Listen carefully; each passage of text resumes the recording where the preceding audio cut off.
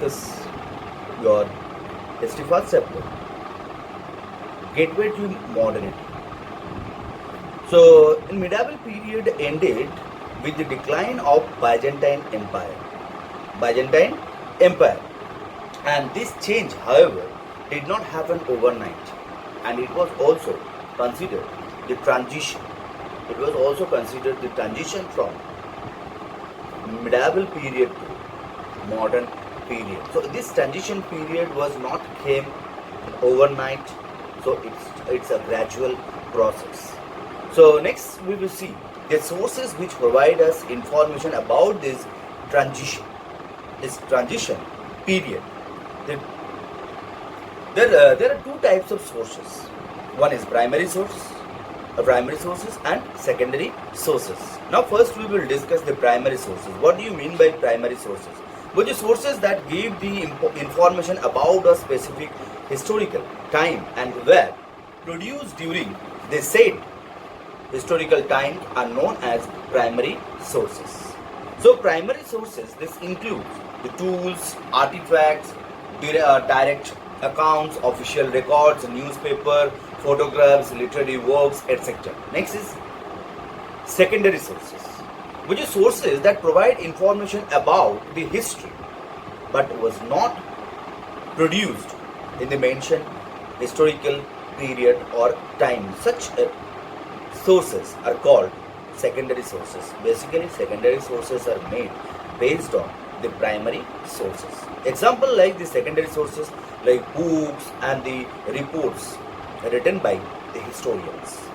Next, the modern age in Europe. The end of the medieval age in Europe was actually marked with the decline of feudalism, then the predominance of the church, and the rising consciousness about the individual rights among the people. And these events have been considered by many as its transitioning periods of Europe and its move from medieval to modern age. Now we will see some of the facts. Before that, we will discuss about Renaissance. What do you mean by Renaissance?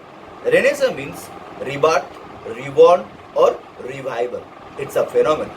It's a phenomenon that brought a lot of changes in every aspects of life in Europe and later in India. So the Renaissance means rebirth, revival, or reborn. So what was this actually? So this period was defined by a revival of interest of learning of the ancient Greek and Roman classics, and they influenced this civilizations. Many new developments which took place in different aspects of life: art, literature, science, religion, technology, politics, everywhere. Next, we will see the factors which leading to Renaissance. Many factors played an important role. Number one is crusade. Number two is the decline of feudalism. Number three is the capture of Constantinople, and number four, invention of printing press. Invention of printing press. So first we will discuss the crusade. What do you mean by crusade? Crusade was a religious expeditionary war that fought between the Christian and the Turks when between 11th to 13th century. Why? Because earlier the Turk captured Jerusalem. Jerusalem was the birthplace of Jesus Christ. That was the land of the Christians. So that earlier captured by Turks, so that is why the Christians wanted to recapture their lost territory. And they fought 8 times with the Turks between 11th to 13th century, and such wars were popularly known as crusades or holy war. So what happened, or what are the changes brought by these crusades? Which they exposed the Europeans to a highly advanced culture and civilization in East, and they took with the help of such highly advanced civilization or culture that actually horizon or broaden the outlooks of the Europeans or Western people, and that made them, help them become receptive. Now next is number two. Number two is the decline of feudalism. So one of the most important result of the crusade was the decline of feudalism, with many wars taking place during this period. I said how many? 8 wars took place, and the cultural progress in the feudal era was halted. And this decline of feudalism made it possible for the artisans, craftsmen, traders, as well as the peasants who were now free from the feudal duties. Now they have a free time to think and experiments, and that brought a lot of changes. Next is number three. Number three, the capture of Constantinople. Constantinople was one of the center of learning of the Roman Empire, and which took a great pride in the teachings of the Greek and Roman classics, as well as the philosophies by some of the renowned Greek scholars. But Constantinople was captured by Turks in 1453, and that forced the scholars to flee from there, and they went to different parts of the world. Especially, most of them went to Italy, in different cities of Italy, like Florence, Venice, Milan, along with their rare manuscript. And wherever they went, they stayed as a refugee, and later on they were patronaged by some of the rich merchants. And those scholars inspired the people to learning the Greek and Roman classics. And that made people to question the church and accepted the dogmas of the period. Next, many libraries, many universities were set up in different parts of Italy. Next, fourth cause was the invention of printing press. So another important factors which led to the growth of Renaissance was the invention of printing press by Johannes Gutenberg, Germany. So before the invention of printing press, books in medieval ages were actually handwritten. And who wrote? Scribes. Who were the scribes? Those who wrote books by handwriters. They were called the scribes. So thus the knowledge as well as the learning was confined within the wall of the church, but some books were available outside the church wall, but that was beyond the reach of the common people. So it's difficult for them because the price was too high. It was not under the common people. So most of the peoples were actually ignorant at that time, as well as the uneducated, and whatever the church prescribed they accepted without any questions, because they had no option to verify the views, prescriptions of the churches. But after the discoveries or invention of printing press, the books were printed in large, as well as that books widespread the knowledge, and then the books price also become very, very low, and then common people could easily buy, and then it was considered the knowledge and learning was no longer remain the monopoly of the church, and the common people could now understand and judge the issues as well as the orders of the church. So these were the important factors which played an important role behind the growth of nationalism. Next is now important features of Renaissance. Number one, before we discuss number one, I want to tell you the humanism not in a cellar.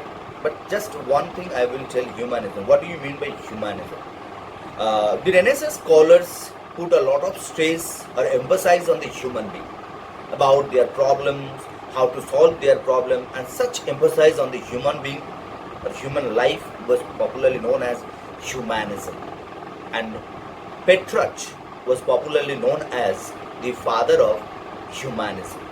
Next, the second one, we will discuss the second features, the development of art and architecture. A lot of changes brought in art and architecture during the Renaissance. What were the changes brought in art and architecture? But the Renaissance period saw an outburst of the activity as brilliant and the brilliance as many great works were produced during this period, and some of the important artists during that period was, Leonardo da Vinci, Raphael, as well as Michelangelo, and was inspired by the spirit of humanism and produced the artwork which was realistic or natural. So I want to say some features that brought during Renaissance period in art. Before Renaissance period, in medieval period, the color that the artist will use that also restricted. But during Renaissance period, the artist can use whatever the color they want. Whatever the color they want.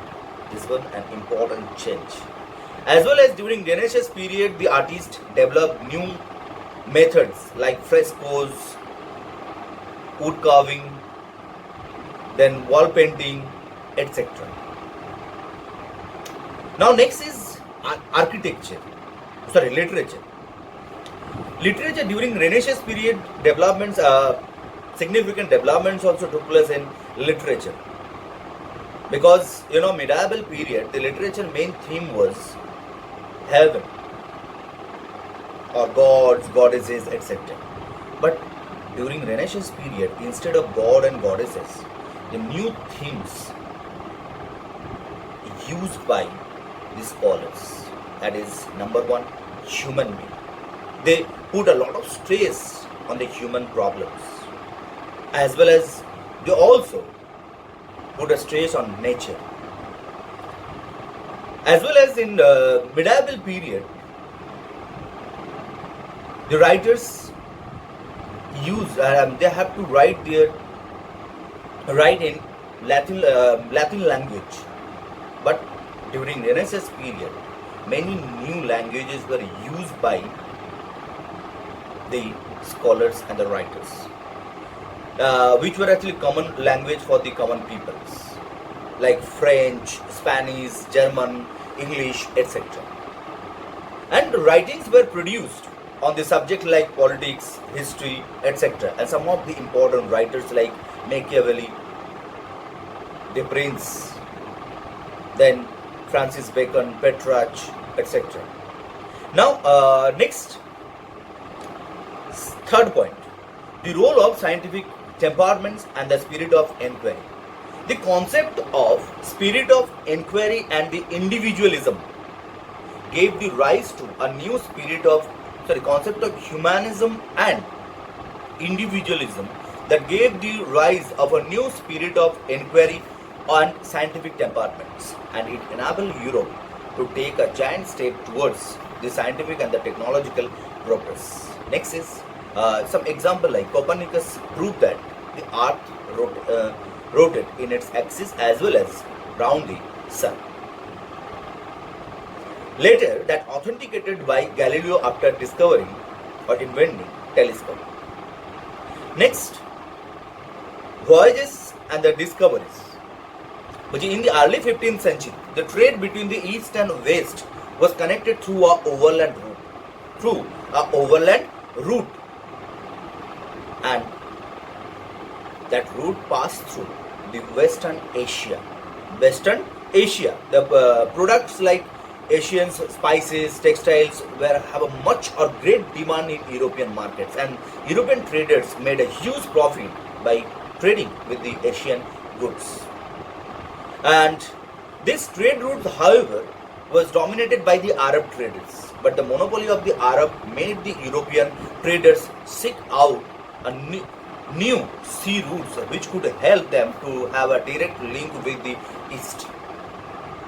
But in 1453, when Constantinople was captured by the Turks, then the overland route was no longer available for trading activities between East and West. Not only that, the Turks also imposed a heavy duties over the European goods which passed from the overland routes. So that is why there was no other options, and that forced the Europeans to discover some new sea routes. So they could directly trade with the East. So now the important discoveries, geographical discoveries. So European country of Portugal actually many countries played an important role, but among them Portugal played a very significant role in this discoveries of new sea route, and most of the geographical discoveries were made in the 15th century and were due to the effort of Prince Henry of Portugal. So that is why he was popularly known as Henry the Navigator. And Prince Henry encouraged the extensive geographical exploration and finance. He invested a lot of money for this discovery's purpose. And he was responsible for sending out several ships to explore, map the west coast of Africa of the 15th century. Next is Bartholomew Diaz and Vasco da Gama. They conducted an expedition. Vasco da Gama, first is Bartholomew Diaz. He reached in the southernmost tip of Africa, and that was popularly known as the Cape of Good Hope. Then Vasco da Gama sailed also ship in the same way, but he reached in India. In 1498. Next, in 1492, Christopher Columbus, an Italian explorer living in Spain, he set out to discover a sea route to east under the patronage of the King and the Queen of Spain. And he's sailing westward across the Atlantic Ocean. And after months sailing, Columbus and his crew landed on an island of West Indies. But he believed that he had discovered a route to east, and not realized that he had in fact discovered a new lands of America, that later discovered by Amerigo Vespucci, and according to his name, that land name become America. Now, later on, Ferdinand Magellan also sailed his ship, and he completed the whole world to waterways and reached in the same place from where he had started his journey. And this is one more geographical reason, and that he proved the earth is a spherical in shape, not a flat. So if it is a flat, he can't reach in the same place from where he had started his journey. Now, next is impact of the discoveries. Number one, this discoveries led to the growth of trade and commerce. Number two, as a class of rich merchants emerged during this period. Number three, through the many voyages and exploration that were conducted by the Europeans, they were able to discover many new and unknown lands, and most of these lands were rich in resources which helped the Europe to develop its economy. So up to here, next video I will upload shortly. Okay, thank you students, keep watching.